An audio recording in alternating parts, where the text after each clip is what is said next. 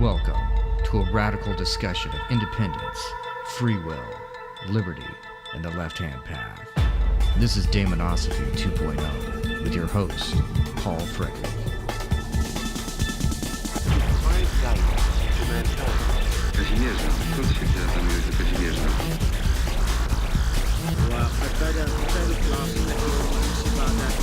No vision can grasp. So, I got a response to episode 27 about atheism, where I talked about why I'm not an atheist, and I said some things that were critical of atheism, and especially Satanatheism, which I feel is somewhat contradictory. I mean, just from a logical, standpoint. And I got some response for that. So, viewer mail, and I love viewer mail, listener mail, and I need to be more judicious. Not judicious. I need to be more vigorous in sharing that back out with everyone. So this one, let me find it.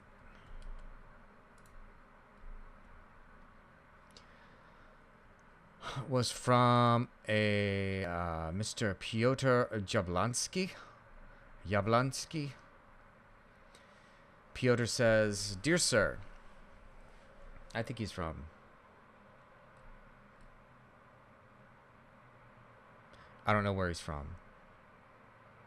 Maybe he'll say it. I'll just read the email. Maybe he says in here. He says, "Dear Sir, I'm a regular listener of your podcast. I was very surprised to hear on the last episode, number 27, while defining atheism, you said that it's directly with relation to Abrahamic religion and Yahweh. Atheism as a philosophy, according to you, emerged as response to that. To my surprise, you claimed that there's no such thing as atheism before Christianity and monotheism came along, which is not true. Atheism emerged long before Christianity and before Judaism crystallized in mature form. Just to mention India or Asian in general schools of philosophy about 6th century BCE and later, these schools included some forms of spirituality without any deity. For instance, Samkhya and Mimamsa school. Furthermore, Jainism and the most important, Buddhism. A bit closer to us, Greek and fully materialistic philosopher Democritus and the atomists. Euripides in Bellerophon wrote 5th century BCE, "Doth someone say that there be gods above?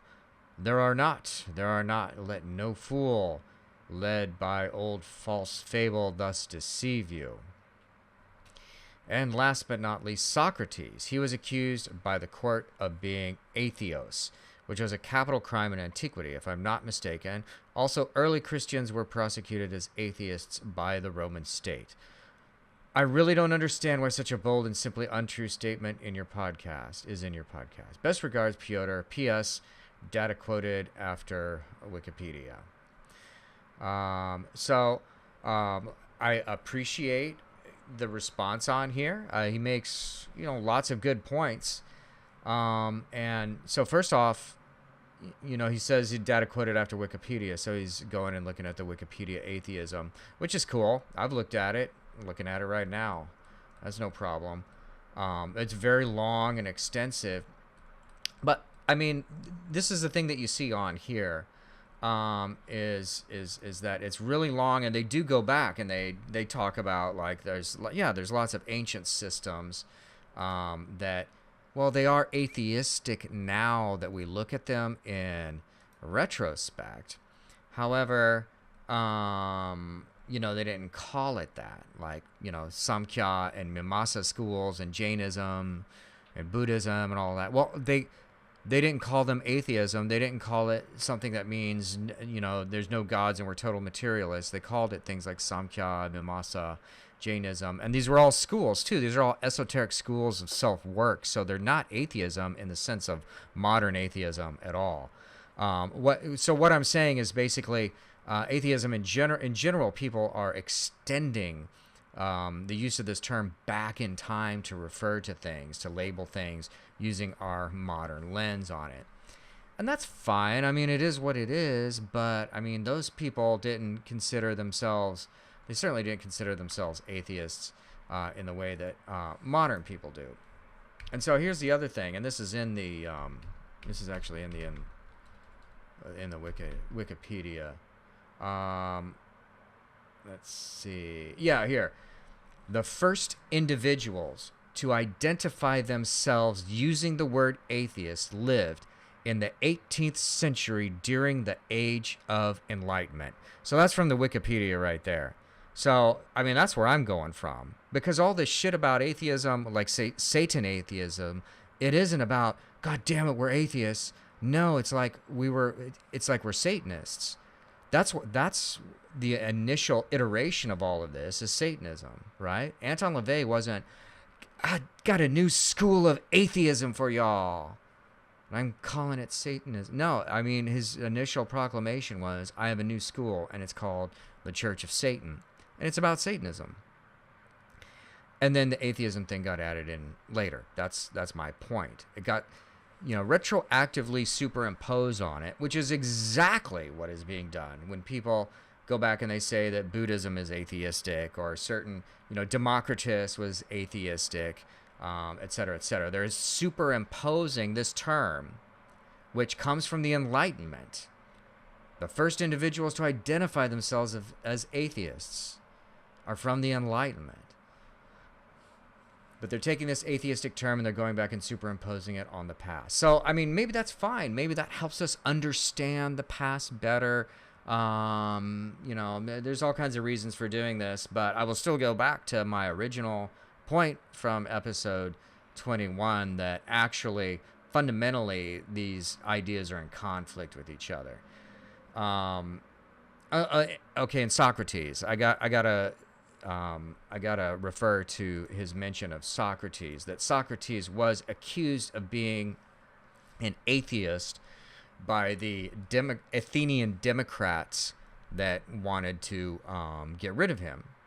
And that's just one of the many things that they accused him of. And in the, and I can't remember which of the Platonic dialogues it is right now. It's not the Timaeus. But when that happened, Socrates, he refuted these other things and he argued against them, but he bypassed the atheism. He bypassed their accusation of atheism, and he just like moved beyond it because he knew it was just more. He knew it was like trumped up shit. And the other thing is that he was not an atheist. So Socrates believed in the daemon, which is the same thing that Aleister Crowley called the holy guardian angel. It's what Zarathustra called the Fravashi.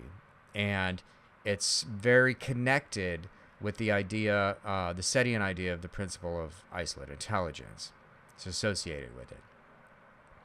And so, and Socrates even said that his decision, because he knew that he could argue against the Athenian Democrats. And the situation there, a lot of people don't even understand what the situation was. So basically, as a result of the Peloponnesian Wars, and this is after the Spartans went and thwarted the Persians. Everyone's seen the movie 300, right? So that's based on a historical event that the Persians were invading under this Xerxes guy, and the Spartans went with their 300 men and held them off, and that battle happened. Very heroic. And then there's more wars that took place, and the Athenians and the Spartans like kind of worked together. And then after that all happened, then there was like this period of the Peloponnesian Wars where it's like basically Athens at war with Sparta. And the Spartans, eventually they came in and like took over Athens.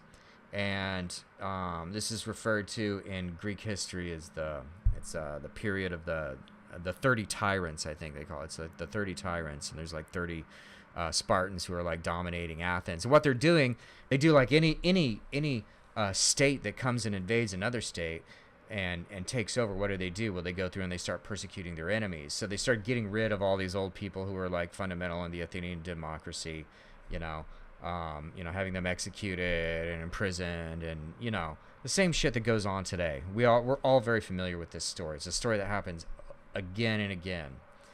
So that shit was going on, and eventually they got thwarted and put away, and the Athenians like drove them out, and so then the Athenian democracy was back in control, but it's a different democracy. It was they started doing the same thing. It's the exact same thing as the most recent example I'm thinking of here is because I was in Prague recently. After the Nazis, the Nazis came in and took over and started putting people through the meat grinder, and then they got kicked out. The war ended, and the Soviets won. The communists won. So the communists took over, and they were in charge. And so what did they do? They started persecuting. They got rid of the Nazis, but then they started persecuting all the ethnic Germans who lived in Prague. And so this is what regimes do. This is the way of statism. Statism always works like this at every example. I mean, it's been going on in our modern times in the Middle East and in other places. So anyhow, this is a situation that Socrates was in. The Athenian Democrats came in. They were coming back, counterattacking, getting rid of their enemies, the people they didn't like, and the former, 30 tyrants, Spartan administration. And since Socrates had been around through all of this, and Socrates, I mean, he's a smart guy, he's stays in touch with people, but it doesn't get too close, and he's still critical and of idiocy. He's critical of statism and totalitarianism, and he's always just champion of individualism, and he's a champion of reason and the power to think for yourself. So anyhow, though, he'd made enemies, and so the Athenian Democrats wanted to get rid of him. So it was trumped up charges. Everyone knew it was trumped up charges. All of his students knew it was trumped up charges. And Socrates knew that he could argue through all of this and then just get banished. Banishing is a thing back then too. And in many ancient civilizations, it's a much better alternative to prison because it's not as costly and you don't have to kill someone. So he knew that he could go through banishment, but you know what? He didn't want to. And the reason he didn't want to, his students were like, "Well, just get banned, just go. You have to stay around because we love you and because you're our teacher." And he said that he was told by his daemon that the more virtuous thing for him to do is to drink the hemlock and end it there. And so that's why he did that. And so it's a super rational decision. It's hard for us to understand how someone makes a decision to end their life like that. But that's what he did. But he did it based upon what he considered his conversation with his daemon, his conversation with his holy guardian angel. So that, to me, is not atheism. That is not atheism. So I don't think that Socrates was an atheist. I don't think he counts as the definition of atheist. He's probably not a monotheist, and he's not quite a pagan. But just because you're not a monotheist and not a polytheist doesn't mean that you're an atheist and you believe that there's no gods or no intelligences. And there's a certain point then where you're if you're going to extend the definition of atheism to say, well, I believe in supernatural intelligences, just not a god. Well, now we're quibbling over what is a god versus a demigod versus a titan or whatever. I mean, they're all supernatural things. They're all kind of beyond logic and reason. They're all things that you can't really prove they exist or see with your eyes, and they're not necessarily really substantial. So So that's the thing. So if you want to extend atheism to mean all those things, that's fine. But I think it's really, obviously, it's like causing confusion. And really, you should just call it, whatever it is. Like if you're into Socrates, say, well, I'm Socratic and I believe in the daemon, or else you find another word for it other than atheism, just to try and politically connect with, I don't know, with secular society or something. I feel still that there's like some underlying need to obtain some sort of academic secular validation by being able to say, yeah, you can count me as an atheist. So, I mean, you could still be an atheist if you want. And it's like, I have lots of friends who are atheists. I'm not going to like sweat at anyone about it if you want to call yourself an atheist. And my podcast was, after all, it was why I don't call myself an atheist. One of the other things that I wanted to say about this, and this is an interesting other little story here. So, I wanted to know what real atheists think about this. So, I sent an email to American Atheists Incorporated at atheism.org. And I said, I just asked my basic question. My question was, here, I'll read it to you. I said, have you noticed there's a growing demographic of people who call themselves Satanists, but also atheists? In your estimation, is it genuine to call yourself a Satanist and also an atheist at the same time? Some of these organizations even have priesthoods, but also claim their religion is atheism at the same time. Do you consider this valid? Thank you for your time and consideration. Best wishes, Paul Frederick. So I got a response back from Pam Whistle at atheists.org. And she said, that's a very good question. We can't speak for Satanists. So I suggest that you post your question to them directly. Here's their website link, thesatanictemple.com. Sincerely, blah, blah, blah, blah, blah, all our credentials. She's the editor-in-chief of American Atheist Magazine. The editor-in-chief of American Atheist Magazine cannot tell me whether or not Satanists are the same as atheists, and she referred me to the Satanic Temple. So the Satanic Temple, I don't know. I reckon some of those folks will be happy to know that that American Atheists Incorporated, if they have any inquiry about Satanism, they're getting referred to the Satanic Temple. So they figure very prominently in there, and they are probably happy about that. I don't know. There's probably other people in that organization or not. I know not everyone in that organization is an atheist. I know there's actually some legitimate satanic people who work with that group. But so I was disappointed though in her response, and this is what I wrote back to her. I said, okay, let me phrase it another way. In your estimation, would it be genuine to call yourself a Christian and also an atheist at the same time? Thank you, Paul Frederick. So we'll see. We'll see if she responds to that, because it's the same thing. I mean, if you're an atheist and you don't want to be that's the question. Will someone who identifies as an atheist to the extent that they work for this organization and edit the newsletter and answer emails, you're an atheist to that extent, is it okay to also be a Christian at the same time? Can I be a Christian atheist? And that's a thing too. There's such a thing. There was at one time Christian atheists. This is one of the things that Anton LaVey criticized in the Satanic Bible. But will she be as cool with Christian atheism? And if they are, then I'm like, well, why are you even an atheist if you're not going to, disidentify yourself with any other religion in the world? Can you be a Hindu atheist, Buddhist atheist? Can you be a Muslim atheist, an Islamic atheist? It's fun. Lots of things you can do out there. Lots of fun you can have with words. Fun with atheism.